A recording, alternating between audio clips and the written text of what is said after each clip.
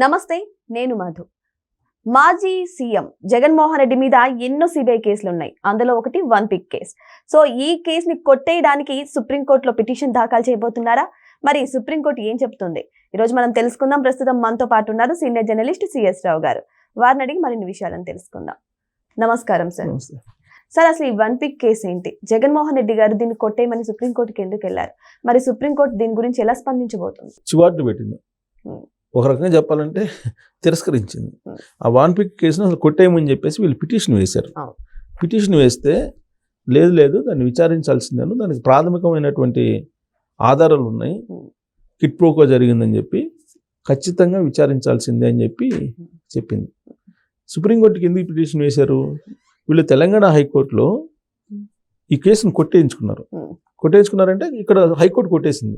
High court ఈ కేసులో ప్రాథమిక ఆధారాలు లేవు, కిట్ ప్రోకో జరగలేదు అనే ఉద్దేశంతో కొట్టేసింది సిబిఐ కోర్టు. ఇక్కడ high court, Hyderabad high court, Telangana high court కొట్టేస్తే దీన్ని సవాల్ చేస్తూ సిబిఐ వాళ్ళు పిటిషన్ వేశారు సుప్రీంకోర్టులో. పిటిషన్ వేస్తే నిన్న విచారణకు వచ్చింది. విచారణకు వస్తే దీంట్లో ప్రైమా ఫేసి ఉంది, అంటే ప్రాథమిక ఆధారాలు ఉన్నాయి కిట్ ప్రోకో జరిగినట్టు, కాబట్టి దీన్ని విచారించండి అని చెప్పేసి చెప్పింది. విచారణ అర్హత కలిగినటువంటి కేసు అని చెప్పి హైకోర్టులో దీన్ని విచారించమని చెప్పి ఆదేశాలు జారీ చేసింది. సో అంటే సుప్రీంకోర్టులో వెళ్తే తప్ప న్యాయం జరగల. హైకోర్టు వరకు అయితే హైకోర్టులో ఈ కేసుని క్లోజ్ చేసింది వాళ్ళు. ఏంటి వన్ పిక్ కేసు అంటే, ఈ ప్రాజెక్ట్ కింద ప్రకాశం, గుంటూరు ఈ తీర ప్రాంతంలో దాదాపుగా 25,000 ఎకరాల దాకా తీసుకున్నారు. ఈ 25,000 ఎకరాలు 1,00,000 నుంచి 50,000 నుంచి 3 లక్షల దాకా తీసుకొని వన్ పిక్కి అప్పచెప్పారు. ఇది గవర్నమెంట్ వైపు నుంచి. దాంట్లో అసైన్ ల్యాండ్స్ ఉన్నాయి, అలాగే చుక్కల భూములు ఉన్నాయి, దేవాదాయ భూములు, రకరకాల భూములు ఉన్నాయి. ఈ భూముల్ని దాదాపు 20 నుంచి 25,000 ఎకరాలు సేకరించి వన్ పిక్ ఇవ్వాల్సిన అవసరం ఏమొచ్చింది? ఆ రోజు ఉన్నటువంటి ప్రభుత్వం, రాజశేఖర రెడ్డి గారి ప్రభుత్వం ఇచ్చింది. ఇవ్వాల్సిన అవసరం ఏమొచ్చింది అని అంటే, ఈ భూములు ఇచ్చిన కారణంగా నిమ్మగడ్డ ప్రసాద్ గారు అనే ఒక ఇండస్ట్రియలిస్టు, ఆయన కంపెనీ నుంచి దాదాపు 830-40 కోట్ల దాకా, 830 కానీ 840 కోట్లు సుమారుగా ఈ అమౌంట్ని జగన్మోహన్ రెడ్డి గారి కంపెనీలకి, సూట్ కేసు కంపెనీలు పంపించారు అనేటువంటిది అభియోగం. అది కేసు. ఈ కేసు సంబంధించినటువంటి కొన్ని ఆధారాలని సేకరించింది సిబిఐ.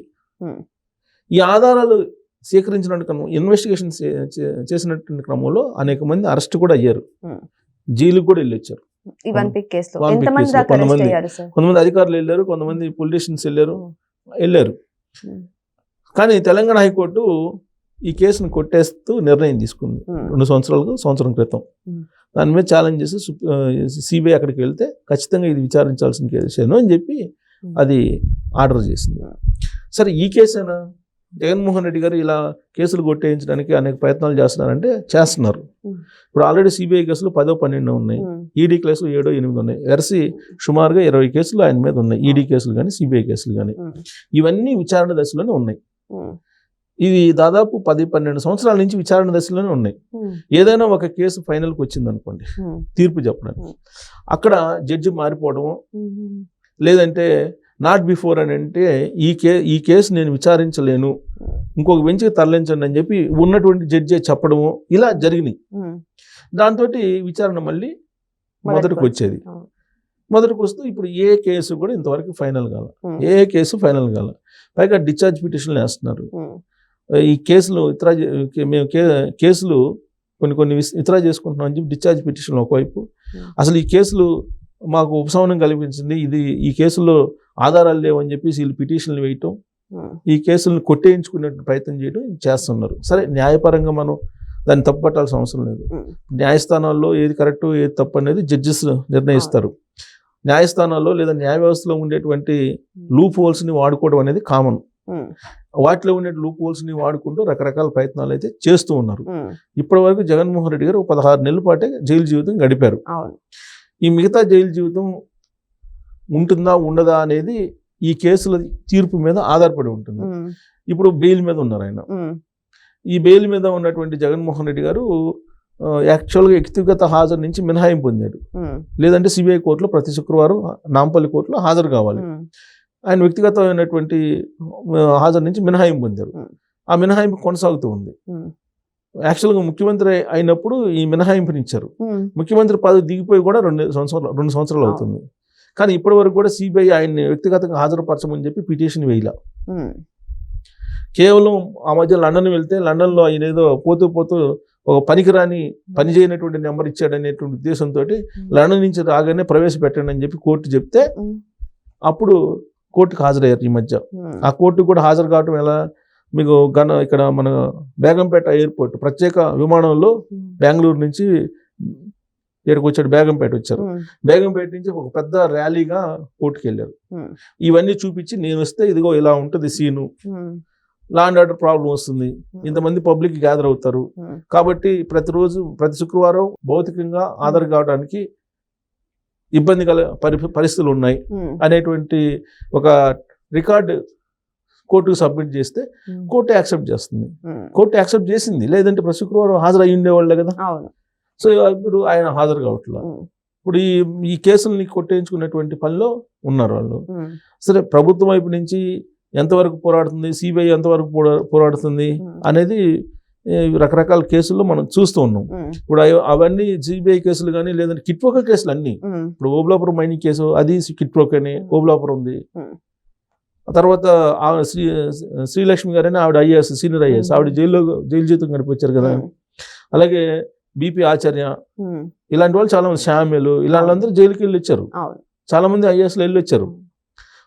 ఇప్పుడు ఈ టర్మ్లో జగన్మోహన్ రెడ్డి గారి టర్మ్లోనేమో ఐపీఎస్లు వెళ్ళారు రీసెంట్గా. సీతారామన్ గారు కానీ వీళ్ళందరూ వెళ్ళారు కదా. ఇప్పుడు ఆల్రెడీ సంజయ్ గారు జైల్లో ఉన్నారు, ఐపీఎస్లు వెళ్ళారు. ఆ రోజున అధికారులు అయితే జైలుకి వెళ్ళి వచ్చారు. తర్వాత జగన్మోహన్ రెడ్డి గారు 16 నెలలు ఉండొచ్చారు. కానీ ఈ కేసులు మాత్రం జరుగుతుంది. కానీ సార్, ఇక్కడ ఇలాంటి కేసుల వల్ల చాలా మంది ఫారెన్ పారిపోయిన వాళ్ళు కూడా ఉన్నారు, పెద్ద పెద్ద రాజకీయ నాయకులు, వేరే రాష్ట్రం చెందిన వాళ్ళు. కానీ ఇక్కడ చూస్తే జగన్మోహన్ రెడ్డి మాత్రం ధైర్యంగా ఉంటున్నారు, కానీ ఆయన మీద కేసులు మాత్రం ఒక్కటి కూడా తేలట్లేదు. కానీ ప్రజలు రకరకాలుగా స్పందిస్తున్నారు. ఏమంటున్నారంటే ఆయన అదృష్టం కొద్ది తప్పించుకుంటారని కొంతమంది అంటుంటే, సిబిఐ ఈడీ సరిగ్గా సమర్థవంతంగా పని చేయలేదు కాబట్టి ఆయన తప్పించుకుంటున్నారు అని అంటున్నారు. ఇంకొకటి ఏమంటున్నారంటే ఆయనకున్నటువంటి కొంచెం రాజకీయ పలుకుబడి, ఢిల్లీ పెద్దల పలుకుబడి ఉంటుంది కదా, దాని ద్వారా తప్పించుకుంటున్నారు అని అంటున్నారు. దీనిలో ఏది నిజం సార్? ఇప్పుడు ఏ అంశమైనా సరే దాన్ని ఏది ఉపయోగించుకున్నా సరే ఆయన ఈ కేసు విచారణ నుంచి హాజరు కాకుండా ఉంటున్నారా లేదా, ఎగ్జామ్ రాసిన తర్వాత పాస్ అయ్యారా లేదా, ఇదే ఇంపార్టెంట్. అది చూసి కాపీ కొట్టారా, ఇవన్నీ చెప్పుకోవడానికి మనకి వస్తాయి. జగన్మోహన్ రెడ్డి గారు ఏం చేస్తున్నారు ఏంటి అనేది మనం చర్చించుకుంటే అనేక అంశాలు ఉంటాయి. కానీ అల్టిమేట్గా ఆయన అయితే జైలుకి వెళ్ళలేదు కదా. ఈ కేసుల నుంచి ఆయనకేం బాధ లేదు కదా. ఇప్పుడు ఈ కేసులో వాన్పిక్ కేసులో నిమ్మగడ్డ ప్రసాద్ గారు ఉన్నారు కదా, ఆయన కూడా జైలుకి వెళ్ళి వచ్చారు. ఈ కేసు మరి ఇంత బలమైనటువంటి కేసుని కొట్టేయమని చెప్పేసి హైకోర్టు అటు చెప్పింది. ఈ కేసును కొట్టేస్తే హైకోర్టు ఇచ్చింది కదా. ఈ హైకోర్టు ఇచ్చిన తీర్పును సవాల్ చేస్తూ సుప్రీంకోర్టుకి వెళ్తేనే కదా ఇప్పుడు మళ్ళీ విచారించమని చెప్పింది. మరి ఎప్పుడు ఈ కేసులను కొట్టేయించుకుంటారో కూడా తెలియదు మనకి. కొన్ని కేసులు ఆల్రెడీ కొట్టేశారు కూడా, కొన్ని కేసులు ఉన్నటువంటి కేసులు కొన్ని కొట్టేశారు కూడా. మిగతా కొన్ని కేసులు విచారణలో ఉన్నాయి. అవి ఏమవుతాయో మనకు తెలియదు. ఇప్పుడు అవి అంతా ఫైనల్ అయిపోయేదాకా ఆయన్ని మనం దోషి అని చెప్పి అనలేము. ఎవరినైనా, ఆయన కాదు ఎవరినైనా సరే. ఇవన్నీ ఆరోపణలు అభియోగాలు అంటున్నారు వాళ్ళు. మరి ఈ ఆరోపణలు అభియోగాలు ఉన్నప్పుడు కోర్టులు తేల్చచ్చు కదా, అది తేల్చట్లేదు. దానికి రకరకాల కారణాలు, ఇందాక చెప్పినట్టు అనేక కారణాలు ఉన్నాయి. ఈ కారణాల్లో ఏదో ఒక కారణం ఆయనైతే కాపాడుతుందని చెప్పి చర్చ జరుగుతుంది. కాపాడుతుందా లేదంటే ఆధారాలు లేనటువంటి కేసులు అనేది కోర్టులు చెప్పాలి. అప్పటిదాకా మనం వీడియోలు చేసుకుంటాం. సో ఏదేమైనా సరే ఈ వన్పిక్ కేసు వల్ల జగన్మోహన్ రెడ్డికి సుప్రీంకోర్టు చివాట్లు పడినప్పటికీ కూడా మరి ఈ కేసులో అయినా సరే జగన్మోహన్ రెడ్డికి సంబంధించినటువంటి ఆధారాలు బయటపడతాయా, లేదంటే ఇది కూడా క్లోజ్ అయ్యే అవకాశం ఉందా లేదా అనేది వెయిట్ చేసి చూద్దాం. Thank you so much. Thank you sir.